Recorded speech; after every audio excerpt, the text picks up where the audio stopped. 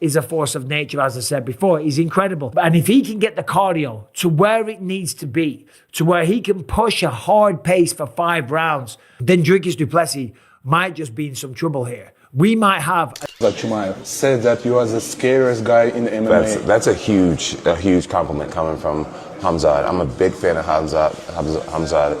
I don't think he has any reason to toot my horn or to even be humbled. He doesn't have to be. I mean, heavyweights fear him.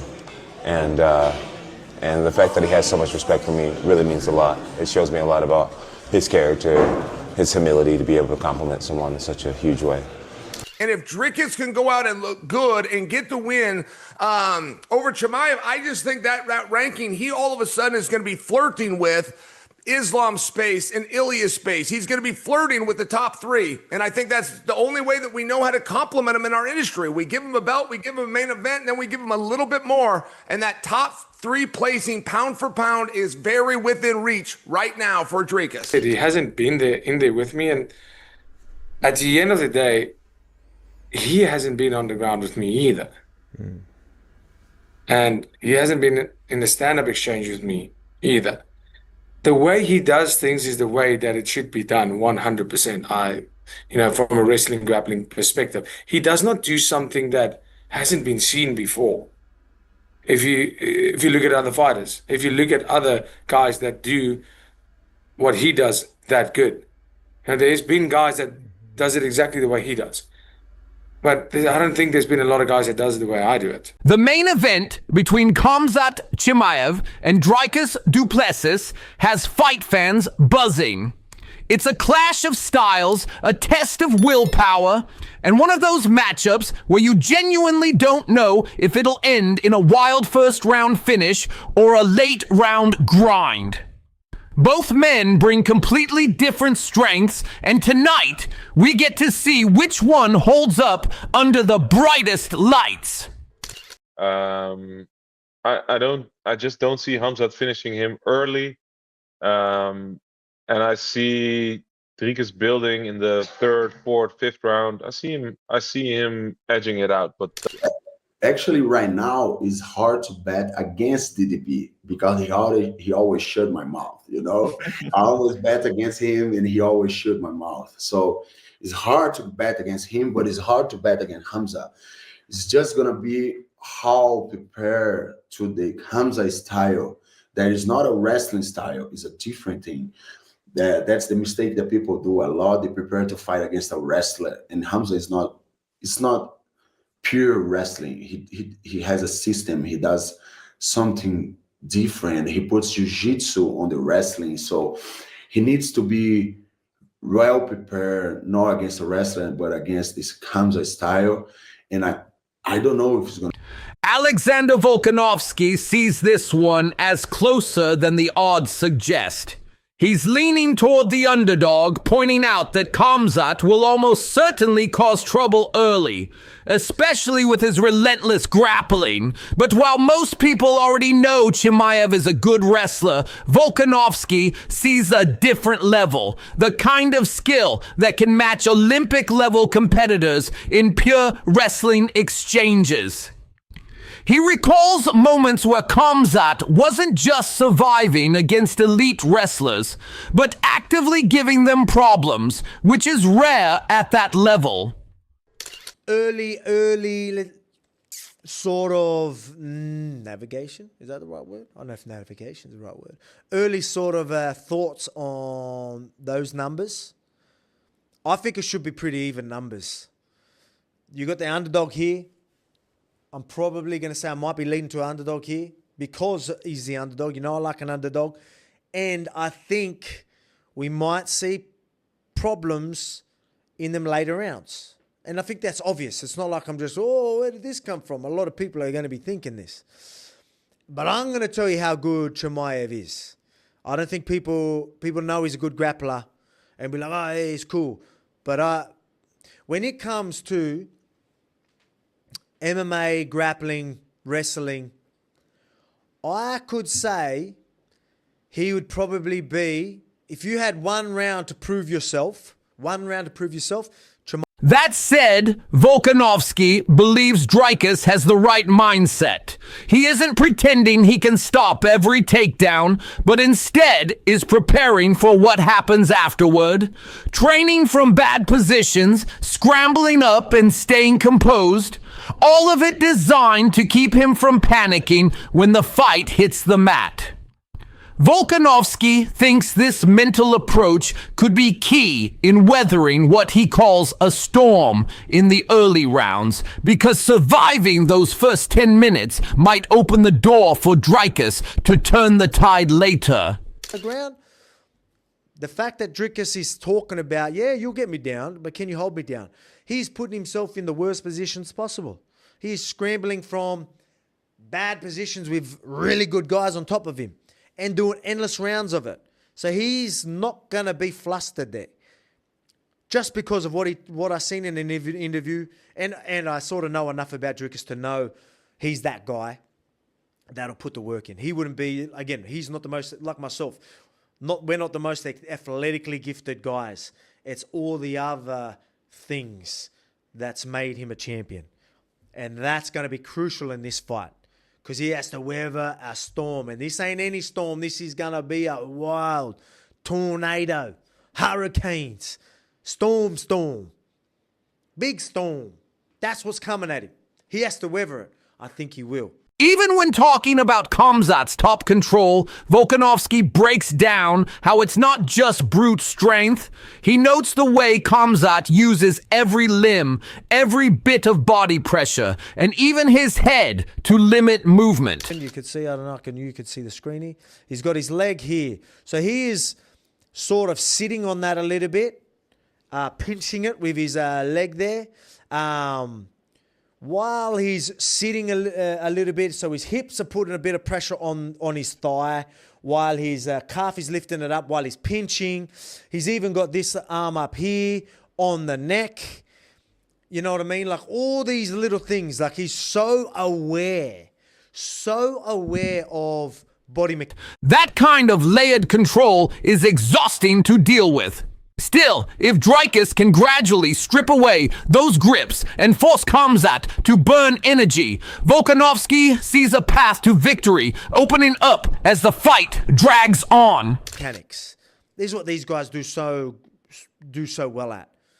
So it's not just, I'll get a takedown. It's like now, you know, when you talk about a blanket over you. Yeah, you got a blanket, but not only a blanket, every single lever he has is doing something.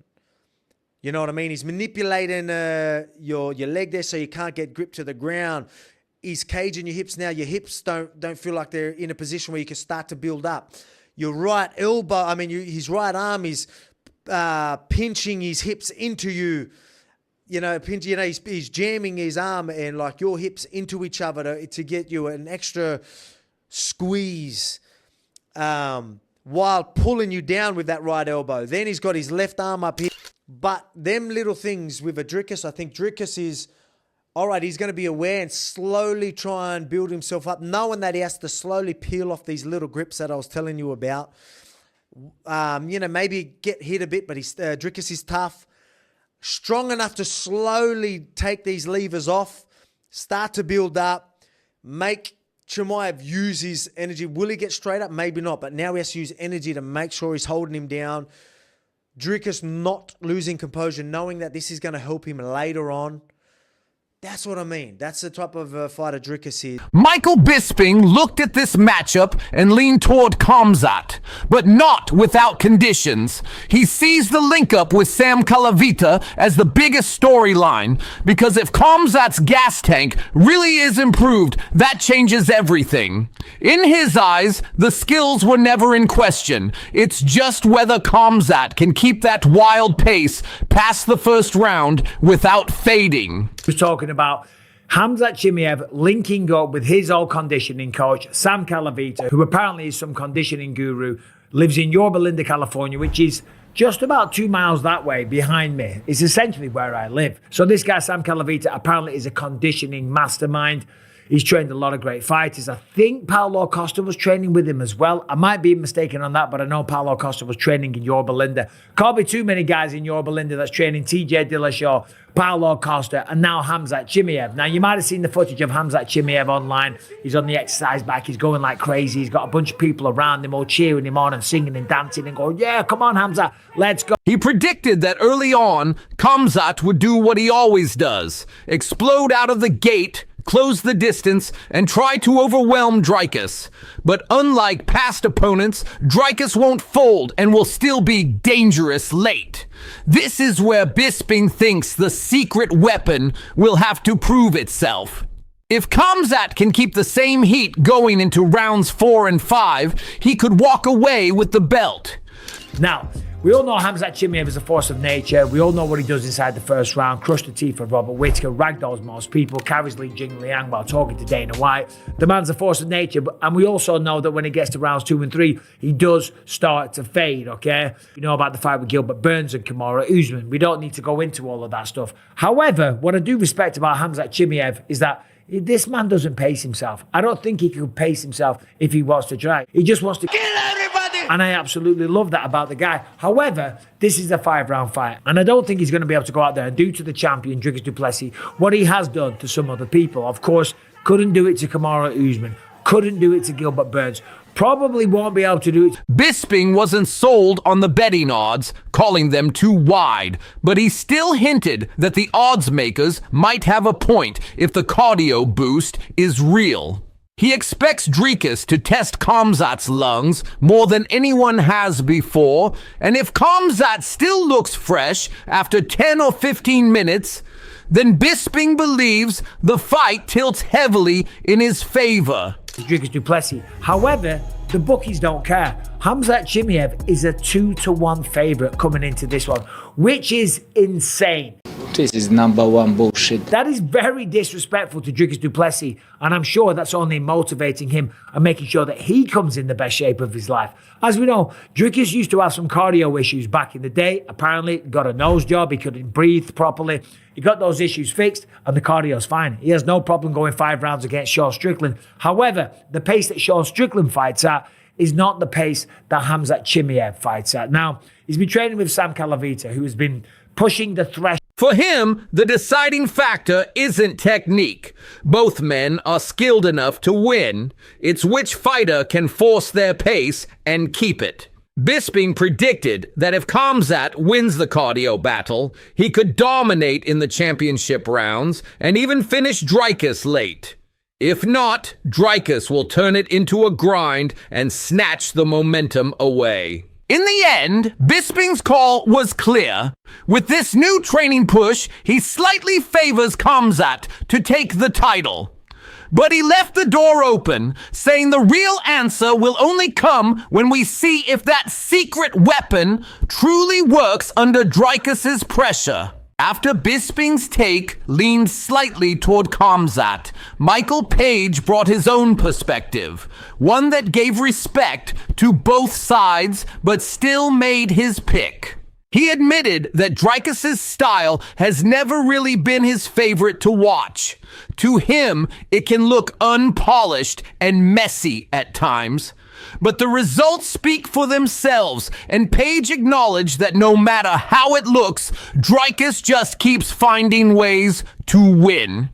That ability to grind out victories, even in tough spots, makes him dangerous for anyone. On the other hand, Page has actually seen Khamzat train up close, and that experience left a strong impression. The speed, the control, the sharpness, all things that convinced him that Khamzat is operating on another level when it comes to raw ability. Because of that, Page said if he had to put money down, it would be on Khamzat. Still, he couldn't ignore that Dricus is the kind of fighter who can turn any fight into his kind of fight. And that's what makes this matchup so intriguing. Who wins out of DDP and Khamzat? It's a difficult one, simply, and I say this all the time, and it's weird. The more you watch DDP, you have to kind of respect the wins that he gets, regardless of how he does it. Like I said, I just find it messy. I'm sure he trains. He's very tactical. He's very skillful, but it just looks messy. And he somehow just knows how to keep finding ways to keep winning fights and so on and so forth. So I've never really rated him in terms of like style, but he's a winner. So, you got to put massive respect to him. But Khamzat, I've actually got the privilege of watching him train. So I've seen his quality. So I would definitely put my money that way, but it's just hard to bet against it. So it's a great fight. Paige might lean toward Khamzat, but Dricus made sure to sprinkle in his own brand of sharp replies when the topic came up. The first thing he pushed back on was the idea that Khamzat's style on the ground is some kind of unsolvable puzzle. To him, it's nothing new, nothing he hasn't seen before, and definitely not something that's going to surprise him when the fight happens. He hasn't been in there with me, and at the end of the day, he hasn't been on the ground with me either. And he hasn't been in the stand-up exchange with me either. The way he does things is the way that it should be done. He also flipped the conversation from wrestling and grappling back to MMA. Without outright dismissing Khamzat's skills, he made it clear that what works in a pure wrestling or grappling match doesn't always translate when strikes, timing, and a cage are involved. It wasn't so much about predicting an exact moment he'll take over, but more about that quiet confidence that he'll know when it happens. Then there was the part where he couldn't resist addressing the whole future champion tag Khamzat has carried for years. The way Dricus framed it, he's the one who's actually done what people have been predicting Khamzat would do. Underdog odds, he brushed them off like a minor inconvenience, almost mocking the idea that betting lines have any real meaning once the cage door closes. Coming right after Dricus's confident breakdown, Khamzat's turn carried a different kind of edge that's less about dismissing and more about reminding people where he sees himself in the food chain. He didn't waste time pointing out that other strikers have managed to take Dricus down before. So in his mind, if they could do it, someone who calls himself one of the best wrestlers in MMA should have no problem. But he didn't shy away from giving Dricus some credit. In fact, he almost seemed to enjoy the idea that the champ specifically wanted him, noting how plenty of others have avoided that matchup. He framed it as a mark of respect, one that works in his favor too.